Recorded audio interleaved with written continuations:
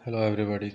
आज 21 अगस्त 2020 और हम आर्टिकल डिस्कस करेंगे द एडिटोरियल। तो ये एडिटोरियल आर्टिकल्स 8 से लेकर 12 बजे तक डिस्कशन की जाती है। तो मैंने कई बार आपको बताया कि अगर आप करंट अफेयर के लिए पेपर्स पढ़ते हैं, बहुत अच्छी बात है, आप पेपर्स पढ़ो। लेकिन जो हम एडिटोरियल डिस्कशन करते हैं ये आपके करंट अफेयर मेंस पोर्शन को पूरा कवर कर लेगा। आपके मेंस के कोई ऐसे आर्टिकल्स, कोई ऐसे सवाल नहीं होंगे जो सब्जेक्ट से कह लें कि वो लिंक्ड होता है और उस पर क्वेश्चन बन सकता है। तो ऐसे सारे आर्टिकल्स उसको डिस्कशन की जाती है। ठीक है, तो आप पेपर्स उठा करके देखो, पिछले ईयर्स के मेंस पेपर उठा करके देखो। तो मैंने आपको कहा था कि जितने भी क्वेश्चन है, 1 मिनट 1 मिनट, जितने भी क्वेश्चन में, हर एक क्वेश्चन में आपको करंट अफेयर के एस्पेक्ट डालने होंगे। जब तक आप करंट अफेयर के एस्पेक्ट नहीं डालेंगे तो आपका आंसर बिल्कुल भी कह लें कि वो बोकस लगेगा, अच्छा नहीं लगेगा वो आंसर। तो करंट अफेयर से मतलब ये है कि असल क्या है ना, वो जो टॉपिक है, एक पास्ट का टॉपिक है, एक हिस्ट्री का टॉपिक है, मतलब, और फिर उससे संबंधित अभी क्या इश्यूज है, अभी क्या चीज़ें उससे लिंक्ड करना है आपको, और ये लिंक्ड आपको करना आना चाहिए।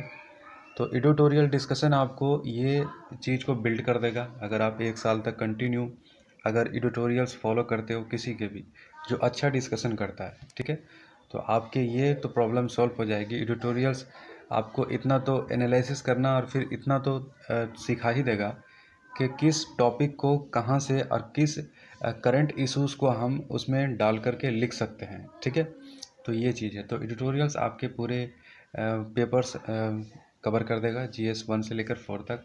और जो स्टेट पीसीएस की तैयारी कर रहे हो, ठीक है, देखो क्या है ना कि आप जिस स्टेट में हो और वहाँ की सिविल सर्विस एग्ज़ाम की तैयारी कर रहे हो, तो आपको पहले ये देख लेना है कि आपके भी काम आएंगे नेशनल इशू, इंटरनेशनल इशू। और फिर चूँकि प्रमोशन होने के बाद फ्यूचर में आप भी जो है आईएएस हो सकते हो, मतलब आप जो है एसडीएम हो सकते हो, डिस्ट्रिक्ट मजिस्ट्रेट और आईपीएस ऑफिसर, और उससे आगे भी आप जा सकते हो। ठीक है, तो जो भी पोस्ट में जो जिनकी कह लें कि जो अपॉइंटमेंट हो जाते हैं तो उनके उनका प्रमोशन का तो चांसेस होता है ना। तो आपके भी क्वेश्चन, आपके भी एग्ज़ाम के सिलेबस आप इतना मतलब इजी में मत लो। ठीक है, आपके भी इंटरनेशनल इश्यूज आपको समझने बहुत ज़रूरी है, नेशनल इश्यूज समझने ज़रूरी है। ठीक है, और आपके जो स्टेट है उस स्टेट में क्या चीज़ें, क्या प्रॉब्लम है, क्या सबसे बड़ा समस्या है, ठीक है, उस जगह पर सबसे बड़ा इश्यूज़ क्या है, तो उसके बारे में रिसर्च करो, उसके बारे में उसके सॉल्यूशन ढूंढो। ठीक है, तो ये तो होनी ही चाहिए। ठीक है, अपने स्टेट करंट अफेयर को फॉलो करो और ख़ास तौर पर पूरा all over on the globe चीज़ें क्या चल रही है। ठीक है, तो ऑन द ग्लोब को भी चीज़ें को देखना है और अपने स्टेट वाइज और फिर नेशनल इश्यूज़ को भी। ठीक है, तो अगर आप फॉलो कर रहे हो तो इस वीडियो को अगर एवरी डे फॉलो कर रहे हो तो आपको मैं वादा करता हूँ कि आपका ये करंट अफेयर का प्रॉब्लम सॉल्व हो जाएगा। ठीक है, तो आज का पहला आर्टिकल है इथेनॉल ब्लेंडिंग प्रोग्राम। तो mains GS paper 3 economic developments, mains GS paper 3 environment, ये दोनों से आर्टिकल को रिलेट कर सकते हो। मैंने कहा था आपको कि पहले आप सिलेबस नोट कर लो और वहाँ अपने जो स्टडी करते हो उसके सामने चिपका दो। जीएस 3 इकोनॉमिक डेवलपमेंट कहाँ है उससे एक अलग, ठीक है, हर एक कीवर्ड का अलग कह लें कि नोट्स बनाओ, हर कीवर्ड्स को लिख करके उससे रिलेटेड जितने भी चीज़ आ जाए उससे उसके नीचे लिखते जाओ। और फिर मेन जीएस पेपर 3 तो उससे की जो इन्वायरमेंट का कीवर्ड है जीएस पेपर 3 में, तो ये नोट करके इन्वायरमेंट से जितने भी इश्यूज आएंगे वहाँ पर लिखते जाना। ठीक है, और फिर देखना कि आप कब रिकॉल कर पा रहे हो कि नहीं कर पा रहे हो। नहीं कर पा रहे हो तो वीकली कम से कम उसको देख लेना, नहीं तो मंथली। अगर आपका मतलब कह रहे हैं कि मेमोरी पावर स्ट्रांग है तो मंथली कर लो। ठीक है, the target of achieving 10% bioethanol blending in petrol by 2020 or 20 by 2020 has been set under the ethanol blending program। तो इथेनॉल ब्लेंडिंग प्रोग्राम क्या है और ये 10% और 20% क्या है। तो देखो, इथेनॉल ब्लेंडिंग प्रोग्राम एक फ्यूल है, ठीक है, इसको पेट्रोल में मिक्स करके इसको पेट्रोल में मिक्स करके इसका इस्तेमाल किए जाने की बात चल रही है कि इसका इस्तेमाल अगर किया जाए तो काफ़ी फ़ायदा रहेगा। 10% तक का टारगेट है 2022 तक, और 20% का टारगेट है 2022 से 2030 तक। ठीक है, तो this help reducing carbon emission. तो कार्बन एमिशन की वजह से ग्लोबल वार्मिंग बढ़ रहा है ना। तो इसको अगर इथेनॉल्स को अगर हम इस्तेमाल करेंगे पेट्रोल में तो कार्बन एमिशन रिड्यूस होगा हमारे देश का। और Indian dependence on important crude oil, और जो हम क्रूड ऑयल इतना ज़्यादा जो इंपोर्ट करते हैं बाहर के देशों से, तो क्रूड ऑयल में जो इम्पोर्टेड है उसमें कुछ कटौती हो जाएगी। तो 1G 2G बायोथिनॉल ये क्या है? देखो, 1G मतलब फर्स्ट यूज, 2G मतलब सेकंड यूज, समझ रहे बात? यानी कि जो बायोथिनॉल की हम बात कर रहे हैं ना, ये बायोथिनॉल रॉ मटेरियल के तौर पर शुगर केन जूस और मोलासेस प्रोडक्शन, तो ये सब में भी इस्तेमाल होता है। ठीक है, तो 1G first use, 2G second use. तो 2G प्लांट यूटिलाइज, तो 1G यूज होता है। 1G plant, ethanol plant utilise क्या होता है? शुगर केन में रॉ मटेरियल के रूप में इस्तेमाल होता है। और 2G क्या होता है? बायोमास एग्रीकल्चर वेस्ट के प्रोडक्ट के रूप में, बायोथिनॉल के रूप में इसका इस्तेमाल हम लोग पेट्रोल में ब्लेंडिंग करके कर सकते हैं, इस्तेमाल कर सकते हैं, इसका यूज़ कर सकते हैं। तो एस्टिमेटेड बताया जा रहा है only 57% bioethanol is being supplied to oil marketing companies. तो 57% ही बायोथिनॉल जो है सप्लाई की जा रही है ऑयल मार्केटिंग कंपनी को, जो क्रूड ऑयल से पेट्रोल एक्सट्रैक्ट करती है। तो इसके चैलेंजेस क्या है? बायोथिनॉल्स को पेट्रोल में मिक्स करके उसका इस्तेमाल किया जाना फ्यूचर में, तो इसके 10% 2022 तक, फिर 30% 2030 तक। तो इसके चैलेंजेस क्या है? देखो, many sugar cane mills are not interested investing in biofuel plant due to the lack of financial viability and uncertainty on the price of the bioethanol future. तो कितने भी बहुत सारे ऐसे शुगर मिल्स है जो बायोफ्यूल प्लांट में invest नहीं करना चाहते, क्योंकि इनका प्राइस तय नहीं होता है, काफ़ी फ्लैक्चुबिलिटी रहती है, कम दाम हो जाता है, कभी ज़्यादा हो जाता है। और इसका प्राइस तय कौन करता है? इसका प्राइस शुगर मिल्स जो वो खरीदते हैं, शुगर केन जो खरीदते हैं शुगर मिल्स वाले, तो वो उनका प्राइस शुगर केन का प्राइस कौन तय करता है? सरकार तय करती है। ठीक है, और उसका जो प्राइस तय होता है तो उसकी रॉ मटेरियल जो बायोफ्यूल है उसकी रॉ मटेरियल भी अन अनफ्लैक्चुअल हो जाती है प्राइस। तो इस वजह से जो है इनका पैदावार, इनकी खरीद बिक्री जो है शुगर मिल्स वाले काफ़ी एहतियात से करते हैं। The price of sugar cane decided, तो ये सरकार करती है। FRP, फेयर रिम्यूनरेटिव प्राइस, यानी कि फेयर रिम्यूनरेटिव प्राइस ये तय करती है सरकार। जैसा कि ये शुगर केन MSP में नहीं आता है। MSP जानते हो आप, मिनिमम सपोर्ट प्राइस। तो सरकार ने कई सारे फसलों पर MSME देती है, मिनिमम सपोर्ट प्राइस, कि किसानों को बेचते वक्त इतना तो उसको कीमत चुकानी ही चाहिए। मतलब जो भी खरीदार है किसान से जो भी, तो MSP से सरकार देती है। अगर नहीं देती है तो सरकार उसको देती है। मतलब अगर जितना मिनिमम कीमत जो होता है, अगर वो नहीं हो पा रहा है तो सरकार देती है MSP। तो मिनिमम सपोर्ट प्राइस वही होता है। तो शुगर केन पर MSP नहीं है। तो the price of bio ethanol is also decided by the government and the sugar mill. तो हमने आपको बताया ये सरकार के द्वारा तय की जाती है। तो ये कंसर्न है। The price of agriculture waste of production by ethanol at 2G plant is also to have the private investor to invest. तो ऐसे में प्राइवेट इन्वेस्टर इन्वेस्ट करना काफ़ी कंसर्न होगा। तो वे फॉरवर्ड क्या है? गवर्नमेंट को चाहिए कि इसकी वाइटेबिलिटी को कम लो करे, ठीक है, और जो प्राइस की जो वॉलेटिलिटी है इसको ठीक करे, और फिर इसको अपने दायरे से थोड़ा सा इसको में ढील दे, ठीक है। और model of Joshipura 2G bioethanol plants that provide, तो इसको ज़्यादा से ज़्यादा, अगर क्रूड ऑयल में हमारी कटौती होती है अगर इसका इस्तेमाल करने से, तो इसको ज़्यादा से ज़्यादा इन्हेंस करने की ज़रूरत है। ठीक है, यह था पहला आर्टिकल। दूसरा आर्टिकल है information security audit. Mains GS paper 3 technology से आर्टिकल को रिलेट करो। देखो, GS पेपर 3 टेक्नोलॉजी जो कीवर्ड है, इसके नीचे जितना आर्टिकल्स इससे रिलेटेड आएगा सब वहाँ पर लिख देना। तो इंफॉर्मेशन सिक्योरिटी ऑडिट देखो क्या है। तो department of the telecommunication department को डायरेक्ट टेलीकॉम कंपनीज को अंडरटेक उसको ऑडिट करने की बात की गई है कि वो सबमिट करेंगे टेलीकॉम कंपनी के जो भी काम चल रहा है, रेगुलेशन किस तरीके से वर्क कर रहा है, इसको सबमिट करना होगा, इनके किस तरीके से चीज़ें चल रही है। ठीक है, तो what is it about an information security audit as an assessment of the complete network infrastructure that check whether the equipment installed and the latest upgrade done by the prevent and data leakage। तो information security audit का मतलब यह हुआ कि पूरा assessment करेगा जो हमारा टेलीकॉम इंडस्ट्रीज है, जो इंफ्रास्ट्रक्चर इसके किस तरीके से वर्क कर रही है, इनके इक्विपमेंट इंस्टॉल्ड किस तरीके से, क्या कहीं लीकेज है, क्या कुछ डाटास का इशूज़ है चीज़ों को, ठीक है। तो ये चीज़ है। तो it also check the data storage security policies of the company and the adherence of such norm by all section of the company.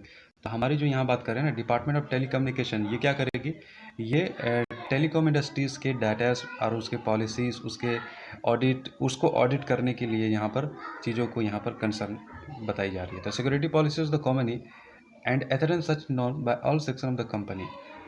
Some auditing agency are launch the control bug into the network of the company to check the vulnerabilities and system that are being impacted. तो कई सारे जो कह रहे कि lack है, कई जगह पर लैक है चीज़ें, जैसे बैकडोर, ट्रैप डोर, मतलब बैकडोर समझ रहे हो, मतलब अंदरूनी तौर पर सिस्टम में कुछ लैक है जहाँ से डाटाज लीकेज हो सकते हैं, कुछ सिक्योरिटी कंसर्न हो सकता है। ट्रैप डोर यानी कि किस तरह मतलब कुछ ना कुछ लूप फॉल्ट है, वनरेबिलिटीज़ है इसके अंदर। तो बैकडोर, ट्रैप डोर, ये चीज़ें हैं। तो ऑडिटिंग करने का मकसद यही है कि उसके बैकडोर और ट्रैप डोर को ऑडिट करना है और उसमें जो लैक है उसको जो है उससे रूबरू करना है। ये चीज़ें ऐसे नहीं चलनी चाहिए। तो along with the DOT, Indian computer emergency response team, तो इसको चेक करने के लिए हमारे CERT इन, ठीक है, यानी कि है Indian computer emergency response, has also recommended to check for any backdoor or trap door bugs install on network, ठीक है। तो नेटवर्क इंस्टॉल जो की जा रही है, जो चीज़ें चल रही है, तो उसमें से ये चीज़ें देखेगी हमारी computer emergency response team, CERT, ठीक है। तो it is necessary as there were report from other part of the world such bugs being installed in telecom network that is likely to increase security Chinese. तो इसका देख सकते हो कि Chinese जो हुआवे टेलीकम्युनिकेशन कंपनी है, ये काफ़ी तरीके से देखा जा सकता है कि ये चाइनीज़ गवर्नमेंट के अनुकूल चलती है, ठीक है। तो ऐसे में ये डाटा के बहुत बड़े चोर हैं, है ना। तो JTD that have been alleged spy for the Chinese government, तो ये स्पाई करती है चाइनीज़ गवर्नमेंट के लिए। तो ऐसे एप्लीकेशन और ऐसे लूप होल्ड जो ये कर सकती है, इसका इस्तेमाल गलत तरीके से, तो उसको ऑडिट करना बहुत ज़रूरी है। जैसे कि बात करें US, UK, ऑस्ट्रेलिया, ये चाइनीज़ कंपनीज हुआवे को बाइंड कर दिए इनका सिक्योरिटी कंसर्न की वजह से। तो will do the audit, audit कौन करेगा, CERT-IN यही करेगा audit. So the audit will look into the both commercial companies and the norm into the national security. तो सारे कमर्शियल टेलीकॉम कंपनी का ऑडिट होगा और ये हमारी नेशनल सिक्योरिटी के लिए बात है, ठीक है। तो एस्पेक्ट क्या है, तो हाउ इट विल हेल्प, तो क्या होगा, such internal external audit are done by the companies every 3 or 4 years, ठीक है। But the first time audit will be done by the agency specified by the DOT। तो ठीक है, I hope ये articles आपको समझ में आया होगा कि ये हम बात कर रहे थे, ये सरकार जो डिपार्टमेंट ऑफ टेलीकम्युनिकेशन को जो काम दिया है, काफ़ी अच्छा काम दिया है, ठीक है। तो ये काम आगे फ़ायदा करेगा। तो अगला आर्टिकल है और काफ़ी इम्पोर्टेंट आर्टिकल है, इस पर भी 2020 में ज़रूर इस पर क्वेश्चन पूछा जाएगा, ठीक है। तो 2020 यानी कि एग्ज़ाम तो 21 में दोगे आप, तो इसमें ज़रूर क्वेश्चन पूछा जाएगा, डेमोग्राफिक डिवाइड, ठीक है। मेंस GS पेपर 1 सोसाइटी से आर्टिकल को रिलेट कर सकते हो। तो a technical group on population projection was set up in the office of the registrar general of India to provide population estimate for the period of 2011 to 2025। तो एक projection group बनाया गया है कि जो हमारे देश की आबादी का प्रोजेक्ट कर रही है, 2011 से 2035 तक हमारी एस्टिमेट पॉपुलेशन कितना होगी। It has a come out the with the following projection, तो कई सारे इसके एस्टिमेट बताए गए हैं।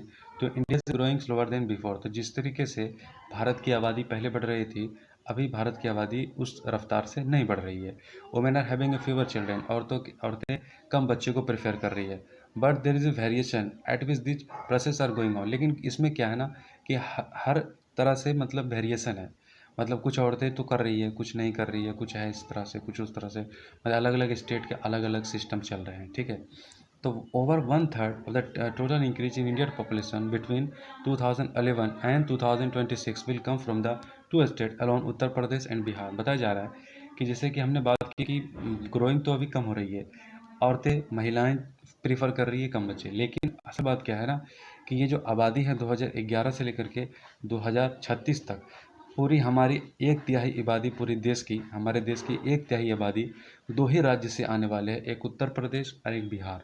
सोच सकते हो मतलब उत्तर प्रदेश और बिहार कितना ज़्यादा मतलब यहाँ की ग्रोथ हो रही है, मतलब ग्रोथ मतलब वो ग्रोथ नहीं, डेवलपमेंट वाला ग्रोथ नहीं, बच्चों में ग्रोथ हो रही है। All of the southern Indian state they sir in the population with the declining. तो अब जितने भी साउदर्न स्टेट है, मतलब दक्षिणी स्टेट जितने भी है, वहाँ पर पॉपुलेशन में डिक्लाइनिंग हो रही है, घट रही है। और यहाँ पर देख सकते हो 1/3 आबादी रहने वाला है 2036 तक।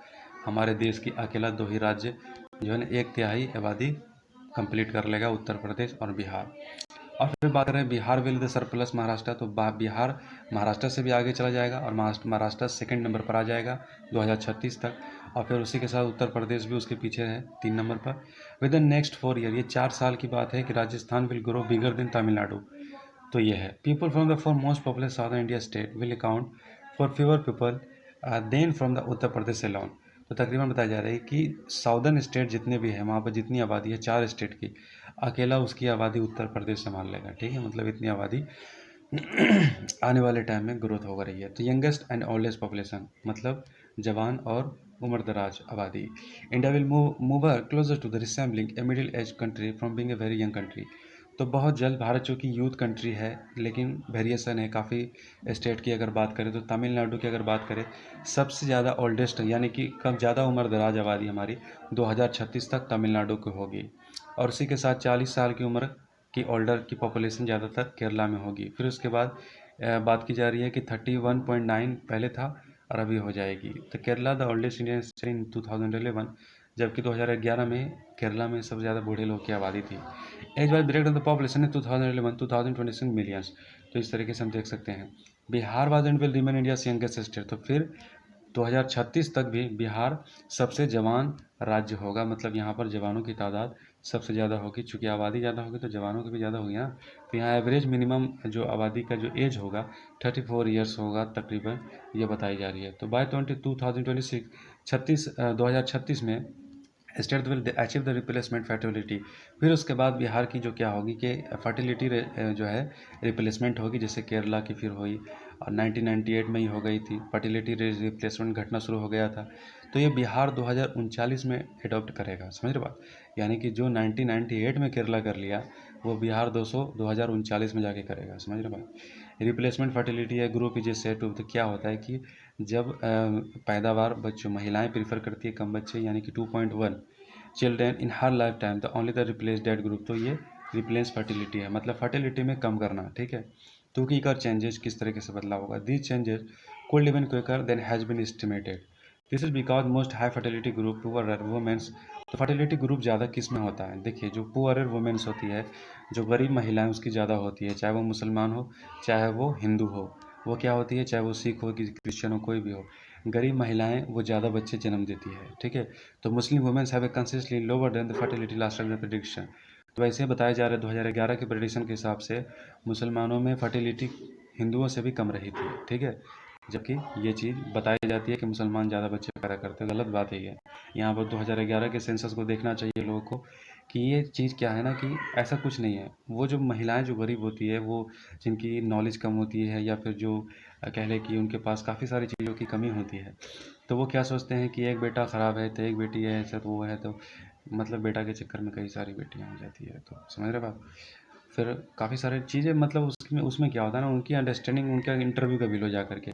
ऐसे कस्बों में जाओ, ऐसे गांव में जाओ जहाँ पर काफ़ी मतलब अनएजुकेटेड महिलाएं फिर ऐसे लोग रहते, तो वहाँ पर इंटरव्यू लो, उससे हाल चाल पूछो, खैरियत लो, फिर तुम्हें पता चलेगा कि असल में वो लोग क्या सोचते हैं। ठीक है, ज़्यादा बच्चे मतलब उनकी मजबूरी होती है। मजबूरी मतलब क्या होता है कि उनके सोसाइटी का कल्चर होता है। ठीक है, और सोसाइटी इस तरीके से वो हमारा है कि बेटा को प्रेफर करते हैं, बेटियों को नहीं करते। तो ऐसे होता है, मतलब आपको ये मजाक लगेगा, मतलब हंसी आएगी कि देखिए एक मतलब बेटा को प्रेफर करने के चक्कर में 3-4 लड़कियां हो जाती है। ठीक है, ऐसा हो जाता है। तो कोई दिक्कत नहीं है, जितने भी हो जाए। ठीक है, हाँ। तो it will happen in state like Bihar that long behind. तो इस तरीके से हो जाती है बिहार में, क्योंकि जाहिलियत ज़्यादा है इसीलिए। The aspirations to give children better future could be the driving a big part of this चीज़ है। तो यही बात है, चलो हम पढ़ लिए। बात की जा रही है 2004 से 5 तक इंडियन ह्यूमन डेवलपमेंट सर्वे हमारा बता रहा है preferable to invest signify more children's education. तो बच्चों को शिक्षा दो, एक्सपेंडिचर करो 40%। तो जो बच्चे जिसके परिवार छोटे होते हैं वो बच्चों पर ज़्यादा खर्च कर पाते हैं, जो जाहिर सी बात है वही कर पाएंगे ना। तो आदमी के पास इंफ्रास्ट्रक्चर भी तो नहीं है। तो ये था आज का आर्टिकल्स। आई होप ये आर्टिकल्स आपको समझ में आया होगा। इसका नोट्स बना लो और अपने दोस्तों को शेयर करो। और यार शेयर करो यार, शेयर करता नहीं तुम लोग, शेयर करो, मोटिवेट करो। Thank you.